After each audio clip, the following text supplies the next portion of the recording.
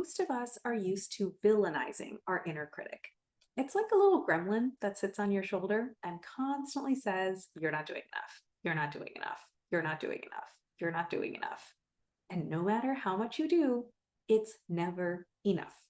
This gremlin has a bottomless appetite and it's never, ever satisfied. I have literally watched myself do the very things my gremlin wanted me to do. I'll complete task after task after task, and still, at the end of the day, my little gremlin is completely unmoved. Its emotional tenor stays exactly the same before, during, and after I get the thing done. But let me give you another way of thinking about this little gremlin. During one of my phases of being really into World Cup soccer, I read a New Yorker profile of Tim Howard, the 2010 US men's national team goalkeeper. The profile contained this description of Tim during a game. It said, even during lulls, he was in motion, kicking the goalpost to clean the sod from his cleats, tugging at his socks, touching and retouching the mesh of the net. He seems to find comfort in tactile repetition and in reminding himself to millimeter tolerances exactly where he is. Something about that visual really stuck with me. Touching and retouching the mesh of the net, he seems to find comfort in tactile repetition and in reminding himself to millimeter tolerances exactly where he is. I think this is what the gremlin on your shoulder is really doing. It's not trying to tear you down or sabotage you or make you doubt yourself.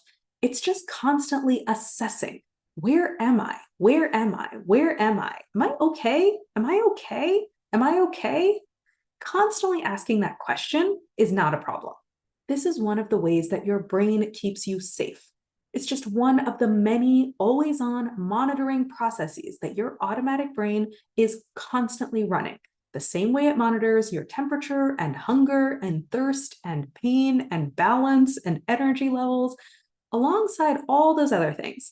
Your automatic brain is also constantly monitoring one more metric: enoughness. And so it constantly asks, am I doing enough? Am I good enough? Am I doing a good job? The problem is not that your brain constantly monitors the answers to those questions. The problem comes in when the goalposts that your brain is constantly touching and retouching and assessing itself against are the wrong goalposts. You can put Tim Howard in a goal that's 10 times the size of a normal soccer goal, and he'll probably feel very stressed out because all of his quick self checks about where he is and how he's positioned and whether he's set up to block the ball, all those self checks will come back and say, problem, problem, problem. We're in the wrong place. We're positioned badly. We can't block the ball. But that's not Tim Howard's fault. He's not self sabotaging or being negative or doubting himself. Tim Howard is in a goal that is so gigantic that it doesn't make sense for one person to guard it. He doesn't have a confidence problem. He has a metrics problem. He needs to be in a goal that is possible for one person to guard. The same thing is happening with the little gremlin on your shoulder.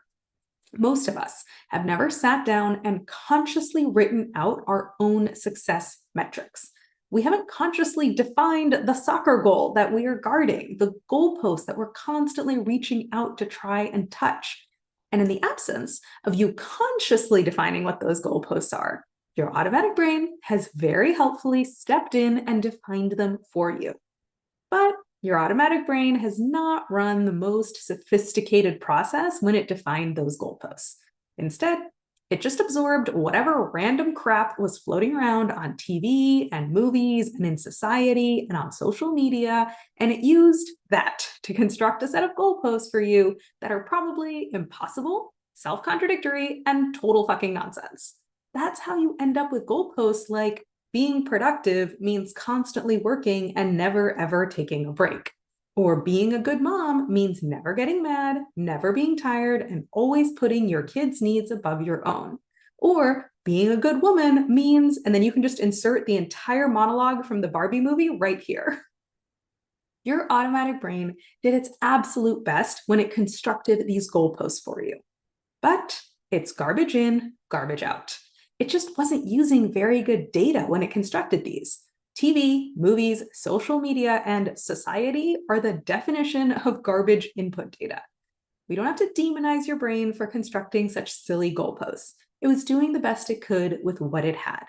But we do have to step in and create our own conscious, deliberate goalposts and success metrics. Take your poor brain out of the soccer goal that's 10 times too big and put it in a soccer goal that's actually the right size, so that when it keeps touching and retouching the mesh of the net to assess where it is and whether it's doing okay, its assessment will keep coming back and saying, yes, you're doing enough. Yes, you're doing enough. Yes, you're doing enough. So how do you construct these conscious success metrics? What does a good set of metrics look like? How can you be sure that you got them right? And how do you actually transition your brain from automatically using one set of metrics to now automatically using a new set of metrics? All of that is what we do in coaching. And here's how it's going to feel when we're done. Instead of having a gremlin on your shoulder that's constantly tearing you down, you'll have a calm, steady first mate by your side. And you'll have a quiet, unshakable internal sense that tells you, I know what I'm doing. I know that I'm on the right track. So let's start today. Go to the link above and book a free coaching consult.